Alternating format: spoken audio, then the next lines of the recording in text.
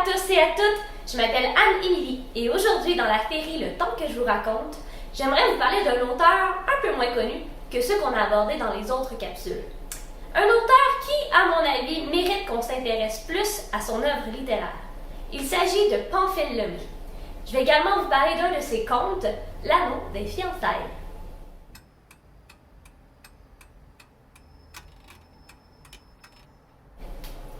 Léon Pamphile Lemay est né à Lotbinière le 5 janvier 1837.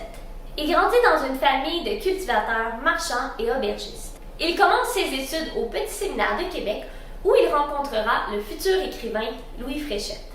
En 1858, il s'inscrit en droit dans le but de devenir avocat, mais il abandonne rapidement ses études.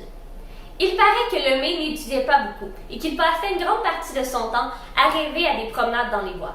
Comme l'explique son ami Fréchette, Lemay passe probablement une grande partie de son temps à chercher la poésie dans les beautés et les grandeurs de la nature. Après un séjour aux États-Unis puis à Sherbrooke, il va à Ottawa pour commencer des études en théologie et en philosophie pour devenir prêtre. Malheureusement, il abandonne encore une fois ses études, probablement à cause de problèmes de santé. En effet, il souffre de dyspepsie, une maladie qui lui cause de grandes douleurs au niveau de l'abdomen.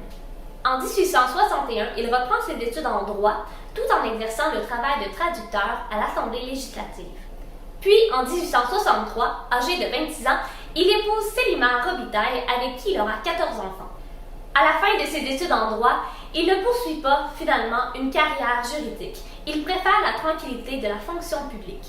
En 1867, il devient bibliothécaire de l'Assemblée législative, poste qu'il occupera pendant 25 ans.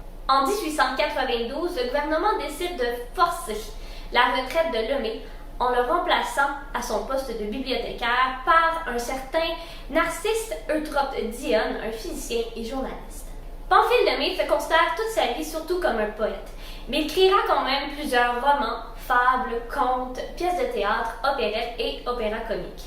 Il est également connu pour avoir traduit en français le poème Évangéline sur la déportation des Acadiens.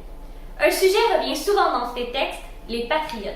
Il est vraiment fasciné par la période trouble des rébellions des patriotes. Lemay, contrairement à la plupart des autres écrivains, ne s'intéresse pas vraiment à la vie mondaine et à la vie politique. Il préfère écrire et se promener à la campagne. Le 11 juin 1918, il décède paisiblement entouré de ses proches.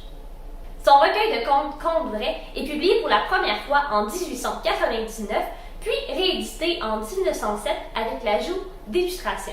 Au Canada, les critiques sont assez bonnes. Par contre, en Europe, c'est un petit peu plus difficile. On pointe du doigt certaines maladresses du texte et puis on juge son didactisme intolérable.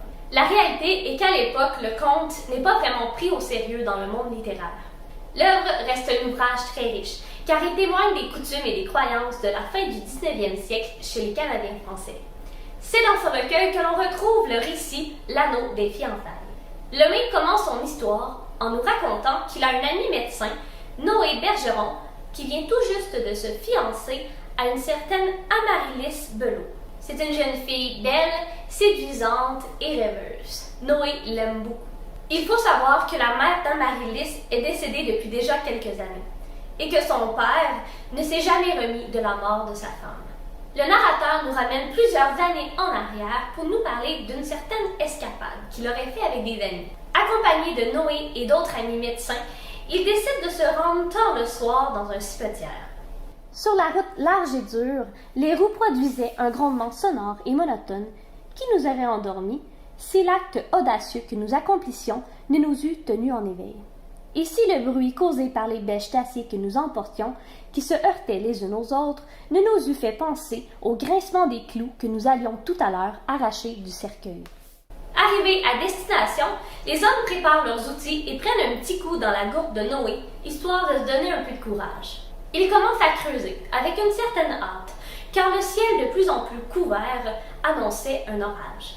Après avoir creusé une quinzaine de minutes, ils tombent sur le cercueil. Ils le tirent sur le bord de la fosse, puis enlèvent les clous du couvercle. Une fois le cercueil ouvert, ils constatent, à leur grande surprise, que le cadavre n'est pas celui qu'ils croyaient voir. Le guide s'est trompé. Au lieu d'apercevoir un pauvre diable de matelot, il se retrouve face à la dépouille d'une femme.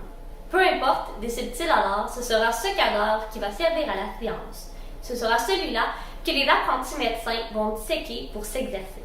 Sur le chemin de retour, il constate que la défunte a un anneau d'or de grande valeur au doigt.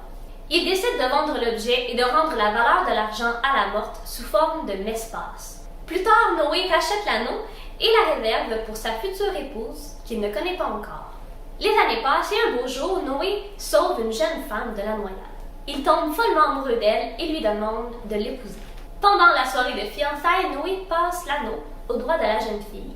Cette dernière sursaute, puis montre le bijou à son père qui était à côté d'elle. Ce dernier s'exclame: « Mais il est tout à fait semblable à celui que j'ai donné à ma chère défunte. On jurerait que c'est le même. C'est singulier. Singulier. Et le même nom gravé en dedans.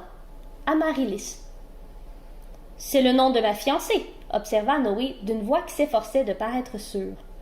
C'est vrai, c'est vrai. Amaryllis, le nom de sa pauvre mère, reprit M. Belot. Lorsque ce dernier demande à Noé où il a trouvé l'anneau, le narrateur vient au secours de son ami et dit que l'anneau vient de Paris. M. Belot trouve quand même curieux que le nom gravé n'a qu'un seul L, tout comme dans l'anneau de sa défunte épouse.